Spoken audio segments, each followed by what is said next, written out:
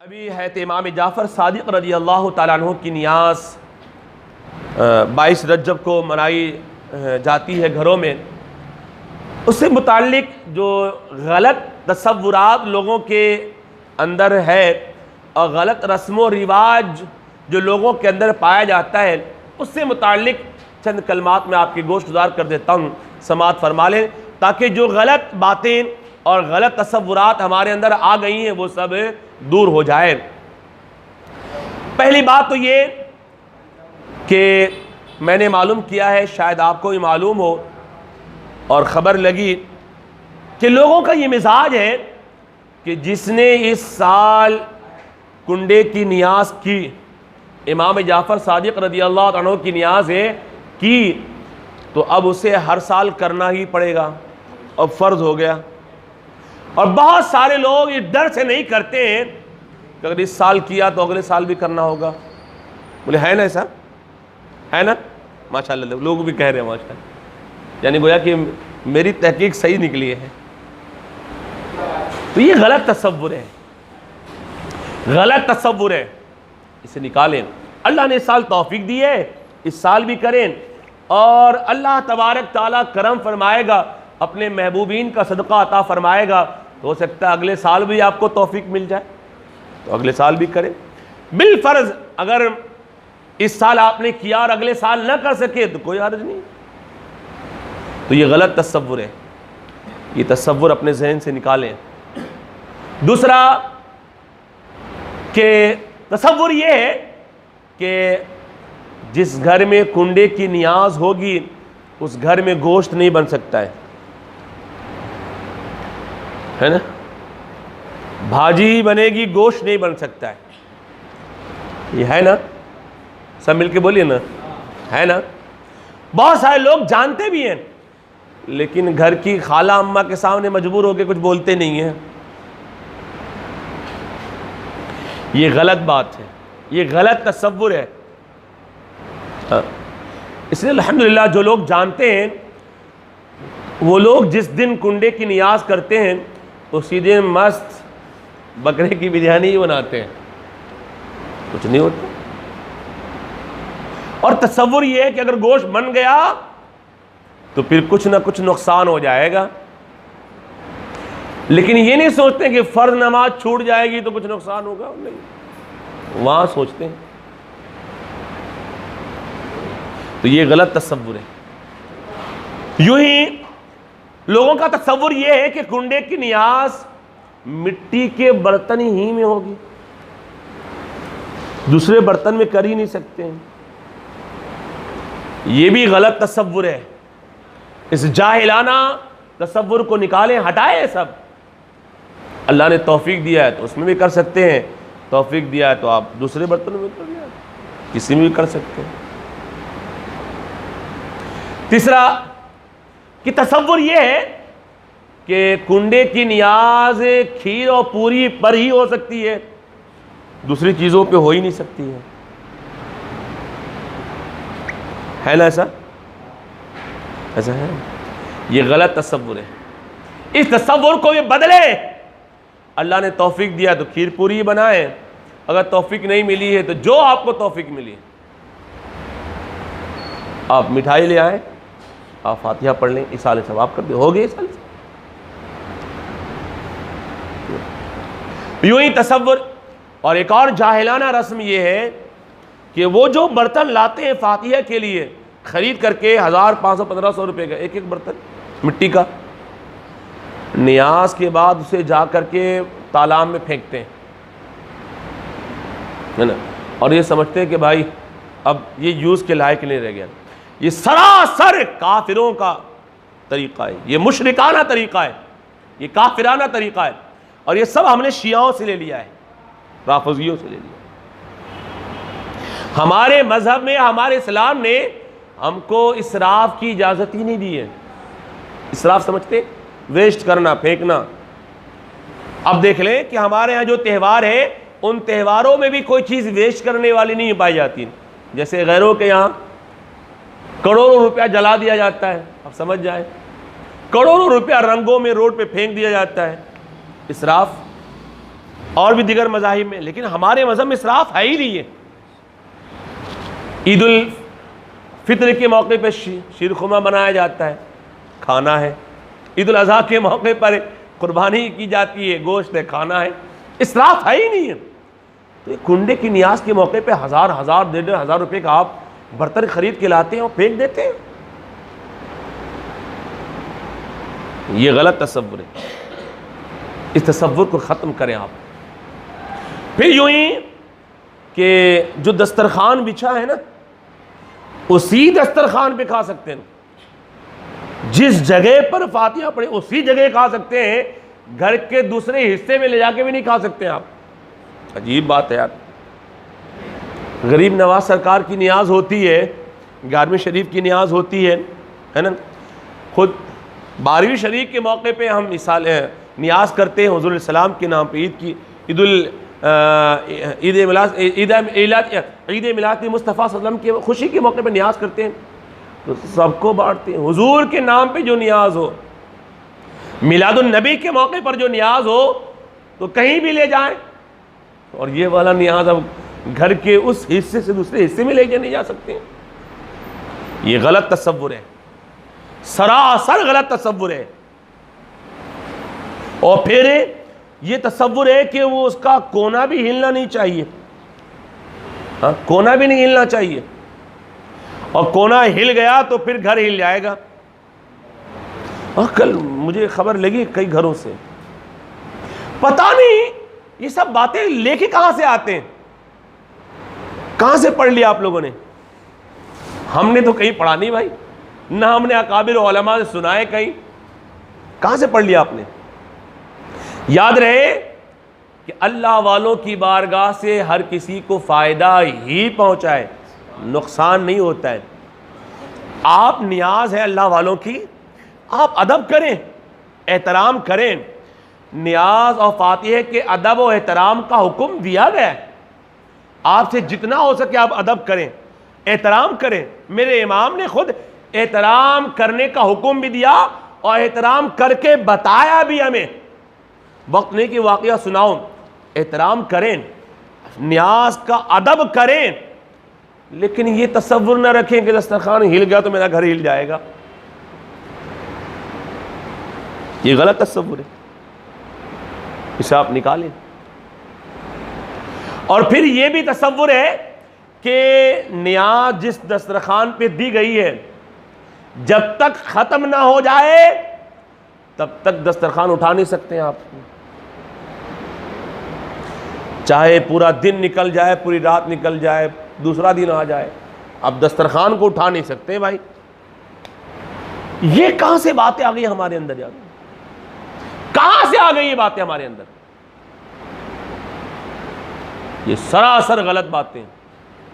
اور پھر یہ کہ ہماری خالہ اماں سب گھروں میں بڑی محنت سے بڑے شوق سے نیاز بناتی ہیں، اچھی بات ماشاءاللہ، اللہ والوں سے محبت ہونی بھی چاہیے۔ ہم اہل سنت و جماعت کے یہاں تو ہمارے معمولات اہل سنت میں یہ چیز شامل ہے کہ ہم نیاز کرتے ہیں، کریں گے انشاءاللہ۔ ہم تو دعا کرتے ہیں کہ اللہ تبارک تعالیٰ اپنے محبوب بندوں کے قدموں سے ہمیں وابستہ رکھے، بلکہ ہم تو دنیا والوں کو پڑھ کے سناتے ہیں کہ رب کا فرمان ہے ان رحمت اللہ قریب من المحسنین، کہ بے شک اللہ کی رحمت اللہ کے نیک بندوں کے قریب ہے۔ اللہ کے نیک بندوں کے ہم قریب رہیں، اس لیے کہ خدا کی رحمت خدا کے نیک بندوں کے قریب ہے۔ اللہ والوں سے ہم کے قدموں سے ہم وابستہ رہیں، ان سے محبت ہو، ان سے الفت ہو، ان کے نام کی نیاز و فاتحہ ہمارے گھروں میں ہو، ضرور ہو، لیکن غلط طریقے سے نہیں ہو۔ تو ہماری ماں بہنیں بڑے ذوق و شوق کے ساتھ رات بھر جگ کر کے بناتی ہیں، رات جگہ بھی کرتی ہیں، اور فجر کی نماز غائب ہو جاتی ہے، فجر کی نماز غائب ہو جاتی ہے، تو پھر ساری محنت تو پانی پھر گیا۔ تو فجر کی نماز بھی پڑھے نا، فجر کی نماز بھی پڑھے۔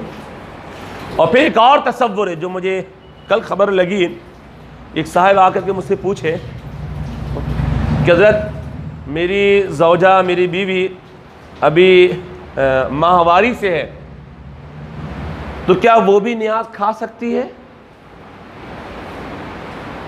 وہاں کے بندہ پوچھ رہا ہے کہ میرے گھر میں نیاز ہے، کیا وہ بھی کھا سکتی ہے؟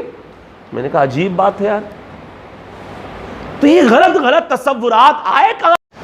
یارو جو ماہواری سے عورت ہے وہ بنا بھی سکتی ہے اور کھا بھی سکتی ہے، ٹھیک ہے، وہ نیاز بنا بھی سکتی ہے اور کھا بھی سکتی ہے، کوئی حرج نہیں ہے، کوئی حرج نہیں ہے۔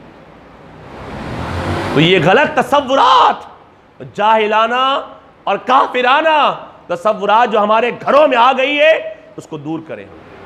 میں پھر سے دوہرا دوں، آپ یہ نہ کہیں کہ مولانا تو وہابی ہو گئے، دیوبندی ہو گئے، نیاز کے خلاف بول رہے ہیں، نہیں یارو، نیاز کریں، فاتحہ کریں، اللہ والوں کی یاد منائیں، یہ تو ہمارے میں نے کہا نا، ہم اہل سنت و جماعت کے معمولات میں سے ضرور کریں۔ اللہ نے جتنی توفیق دی ہے اتنی توفیق کے حساب سے ہر سال کریں، آپ ضرور کریں، لیکن جو جاہلانہ تصورات اور مشرکانہ تصورات جو ہمارے اندر رائج ہو گئی ہے اس کو ختم کریں، اس کو ختم کریں۔ یہی وہ باتیں ہیں کہ جن کو دکھا کر کے یہ بد عقیدہ لوگ خوش عقیدہ سنی مسلمانوں کو وہابی بنا دیتے ہیں، ہے نا۔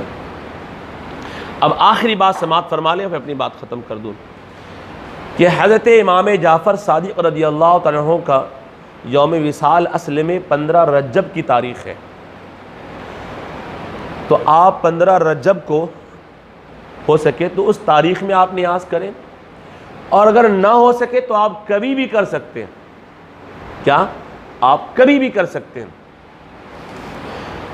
تو 22 تاریخ کو لوگ کرتے ہیں، اصل میں یہ تاریخ حضرت امیر معاویہ رضی اللہ تعالیٰ عنہ کے وصال کی تاریخ ہے، اور نعوذ باللہ حضرت امیر معاویہ رضی اللہ تعالیٰ عنہ سے شیعہ لوگ جو بغض اور حسد رکھتے ہیں اور جلن رکھتے ہیں اور آپ کی شان میں توہین کرتے ہیں، تو وہ ان کے یہاں ہے، تو اس لیے اس تاریخ میں اگر آپ کر رہے ہیں امام جعفر صادق رضی اللہ عنہ کی نیاز، تو آپ اس بات کا اہتمام ضرور کریں کہ اس دن اگر آپ کر رہے ہیں تو اپنے اس فاتحہ میں جب آپ حضرت امام جعفر کے صادق رضی اللہ عنہ کے ساتھ ساتھ حضرت امیر معاویہ کا نام بھی شامل کر لیں، تاکہ شیعوں میں، رافضیوں میں اور اہل سنت و جماعت میں فرق رہے۔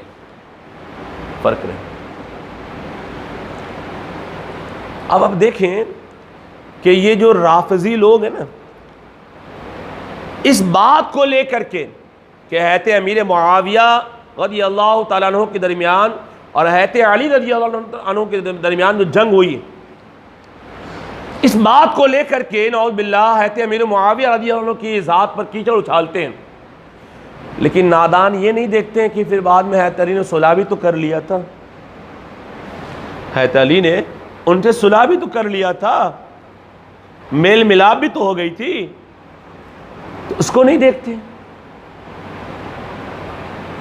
اور میرا یہ اپنا مشاہدہ ہے کہ جن لوگوں نے حضرت امیر معاویہ رضی اللہ عنہ کی شان میں گستاخیاں کی ہیں، جن لوگوں نے حضرت امیر معاویہ رضی اللہ عنہ کی شان میں گستاخیاں کی ہیں، وہ لوگ اہل بیت اطہار کے در سے بھی دور ہو گئے ہیں، ہاں، وہ پھر حضرت امام حسن کی بھی گستاخ بنے، اور پھر حضور کی بارگاہ سے تو دور ہے ہی ہیں وہ لوگ۔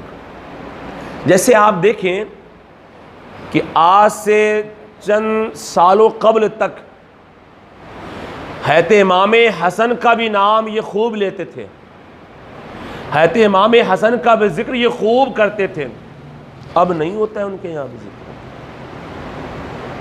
سمٹ آئے ہیں۔ اور جن لوگوں نے حضرت امیر معاویہ کی شان میں نعوذ باللہ گستاخیاں کی ہیں، زندگی میں ان کے چہروں کا حلیہ بدل گیا ہے، حلیہ بدل گیا ہے۔ میں کئی ایسے رافضی اور شیعوں کو، مولویوں کو دیکھا ہے اپنی آنکھوں سے کہ جنہوں نے نعوذ باللہ حضرت امیر معاویہ کی شان میں کھل کر کے گستاخیاں کی، ان کا چہرہ کتوں سے بدتر ہوا ہے، کتوں سے بدتر ہوا۔ تو حضرت امیر معاویہ رضی اللہ عنہ صحابی رسول ہیں، اور میں بارہا کہتا ہوں کہ اہل بیت اطہار حضور کے گھر والے ہیں، اور حضور کے صحابہ حضور کے در والے ہیں، اور ہم حضور کے گھر والوں کو ہی مانتے ہیں، حضور کے در والوں کو ہی مانتے ہیں، اور صحابی ہیں۔ حضرت امیر معاویہ کیسے صحابی ہیں؟